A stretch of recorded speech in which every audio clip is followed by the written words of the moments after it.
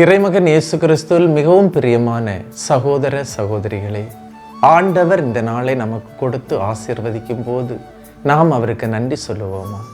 அன்பு தெய்வமே, இந்த நாளுக்காக நன்றி, உம்முடைய ஆசீர்வாதத்துக்காக நன்றி.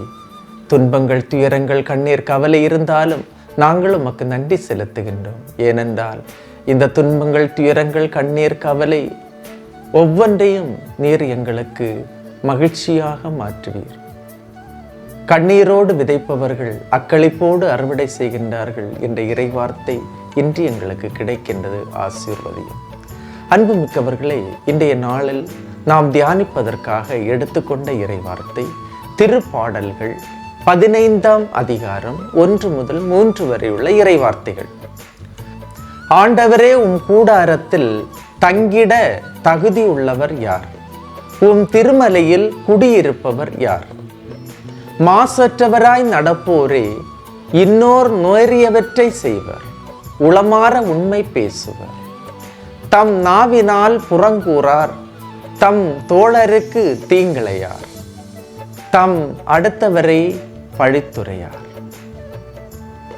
அன்புமிக்கவரை, மிகவும் அருமையான இறைவார்த்தை. ஆண்டவருடைய கூடாரத்தில், கடவுளின் கூடாரத்தில் தங்குவதற்கு யாருக்கு தகுதி உண்டு? உங்களுக்கு இருக்கின்றதா? இவர்களுக்கு இருக்கின்றதா? அவர்களுக்கு இருக்கின்றதா? அவருடைய திருமலையில் யார்தாம் குடியிருக்க முடியும்?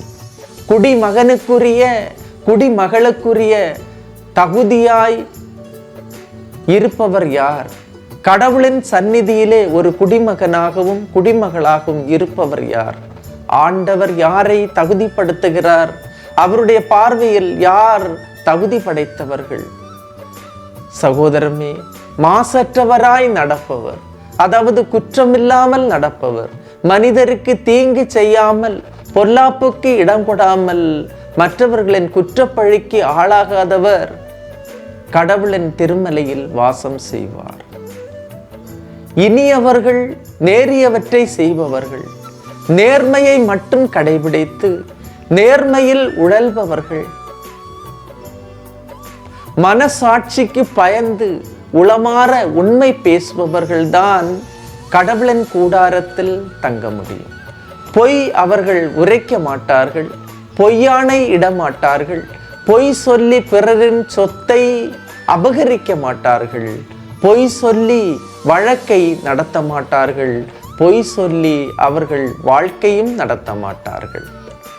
தனது நாக்கினால் பிறரை இழிவாக பேச மாட்டார்கள், பிறரை பற்றி இல்லாதது பொல்லாதது கூற மாட்டார்கள். நாக்கினால் போற்றவும் செய்து தூற்றவும் செய்கின்றவர்கள், இவர்கள் சொல்வது ஒன்று, செய்வது மற்றொன்று. இவர்கள் கடவுளுடைய கூடாரத்தில் தங்க முடியாது. அன்புமிக்கவர்களே, தனது நண்பர்களை வஞ்சிக்க வேண்டும் என்ற எண்ணம் இவர்களுக்குள் இராது. தோழமைக்கு தீங்கிழைக்க வேண்டும் என்று நினைக்க மாட்டார்கள். தனது அண்டை அயலாரை பழித்துரைக்க மாட்டார்கள். பழிக்கு பழி வாங்க வேண்டும் என்று துடிக்க மாட்டார்கள். தேவையில்லாத வார்த்தையால் பழித்துரைக்க மாட்டார்கள். தனக்கு துன்பம் வந்தாலும் கொடுத்த வாக்குறுதியை மீற மாட்டார்கள். லஞ்சம் வாங்கி பிறரை துன்பப்படுத்த மாட்டார்கள். அநியாய வட்டி வாங்கி பிறரை கொடுமைப்படுத்த மாட்டார்கள். இந்த குணங்கள் இருக்கின்றவர்கள்தான் கடவுளின் கூடாரத்தில் தங்கிட முடியும், கடவுளின் திருமலையில் வாசம் செய்ய முடியும்.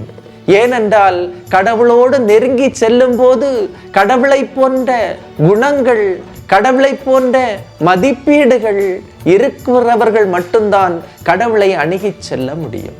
எனவே இந்த நாளிலே கடவுள் தருகின்றார், நீ மாசற்றவராய் நடந்து நேரியவற்றை செய்து உளமாற உண்மை பேசி நாவினால் புறங்கூறாமல், தம் தோழருக்கு தீங்கிழையாமல், அடுத்தவர்களை பழித்துரையாமல் நீ இருப்பாயே, ஆனால் என்னுடைய கூடாரத்தில் நீ தங்குவாய், நீ தகுதி படைத்தவனாவாய், என்னுடைய திருமலையில் உன்னால் குடியிருக்க முடியும், மகிழ்ச்சியும் மனநிறைவும் கிடைக்கும் என்ற செய்தி இன்று நமக்கு கிடைக்கின்றது.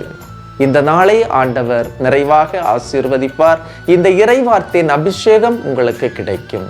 எல்லாம் வல்ல இறைவன், தந்தை, மகன், தூய ஆவியார் உங்களையும் உங்கள் குடும்பத்தையும் நிறைவாய் ஆசீர்வதிப்பாராக. ஆமேன். இயேசுவுக்கே புகழ், இயேசுவுக்கே நன்றி.